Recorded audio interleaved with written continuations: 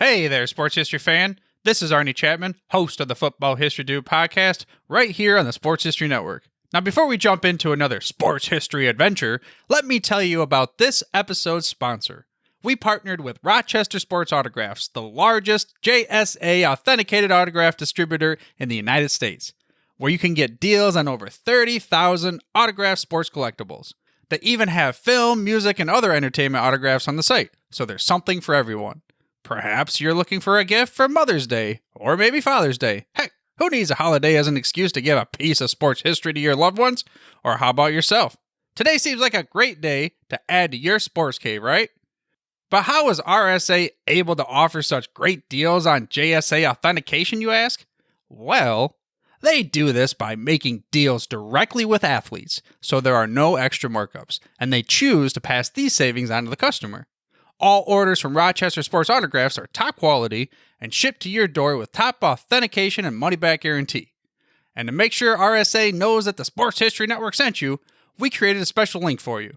All you have to do is head to shoprsa.com/SHN. Again, that's shoprsa.com/SHN.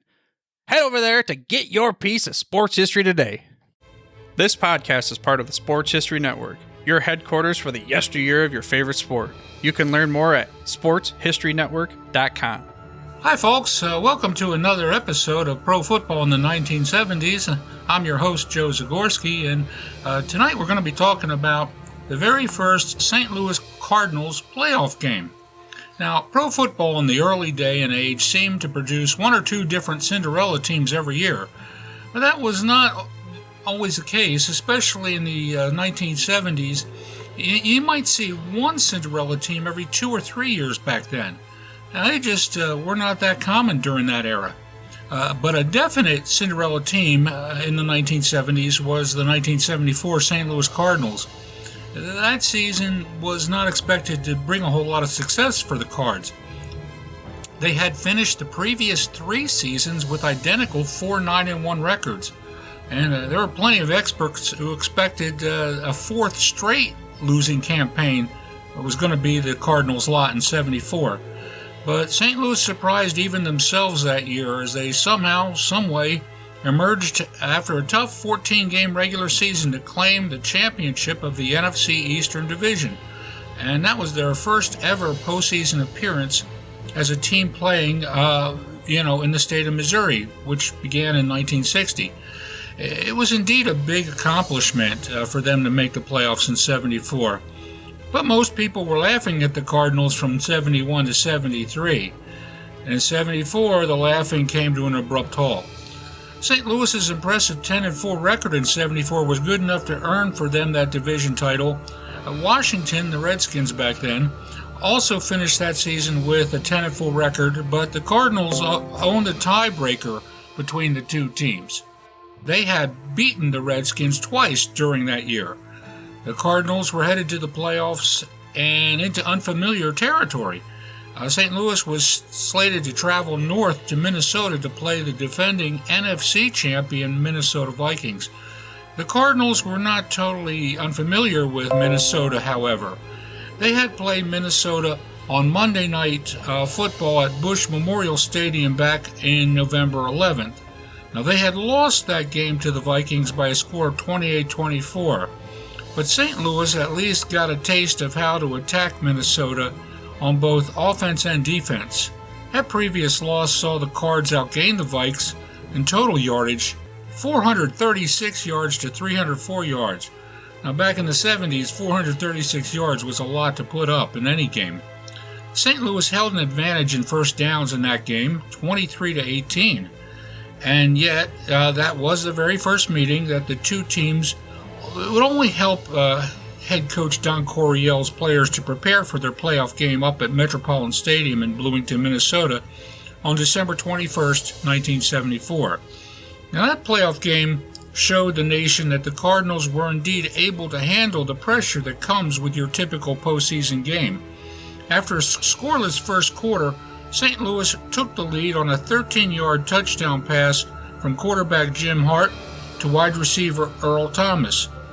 That early blow woke Minnesota up, however, and they managed to tie the game with a 16-yard scoring toss from their quarterback, the future Hall of Famer Fran Tarkenton, to their most explosive wide receiver, John Gilliam, who ironically previously played for the Cardinals.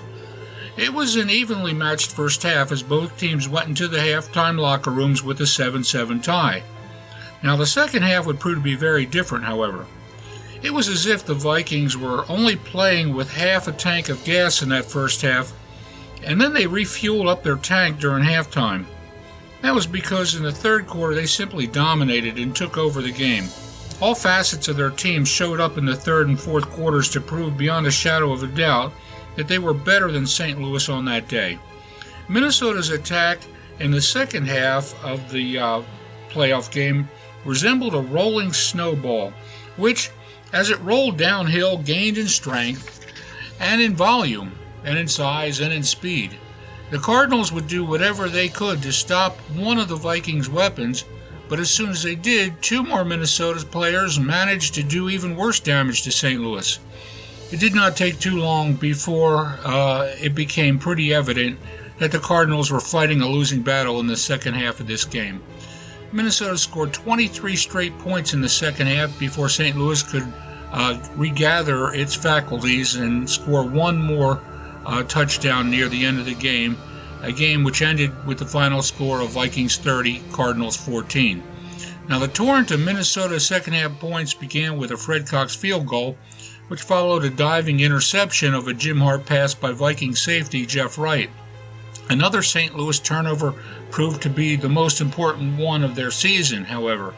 Cardinals tailback Terry Metcalf had the ball stripped from his grasp by Minnesota defensive end Carl Eller and defensive tackle Alan Page.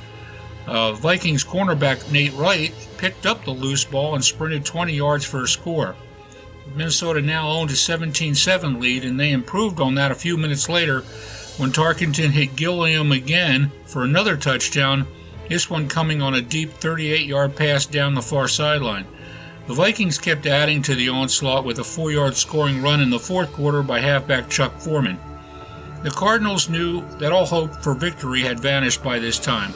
Nevertheless, their prized offense, which had given them so many great moments all throughout the 74 season, managed to give them one more. Terry Metcalf managed to run 11 yards up the gut late in the final quarter for the game's closing points. Minnesota moved on to the NFC Championship game with their victory over St. Louis, and it was indeed a bitter pill for the young Cardinals team to swallow.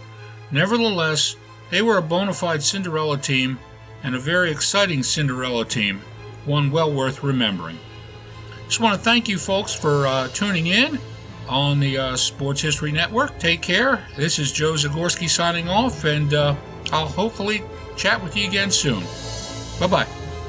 This podcast is part of the Sports History Network, your headquarters for the yesteryear of your favorite sport. You can learn more at sportshistorynetwork.com. Hi, this is Joe Ziemba, the host of When Football Was Football, here on the Sports History Network. I'm very pleased to announce that I will be partnering with the Sports History Network to give away 2 copies of my latest book called Bears vs. Cardinals, the NFL's Oldest Rivalry. To enter, just head over to the following link, sportshistorynetwork.com/giveaways.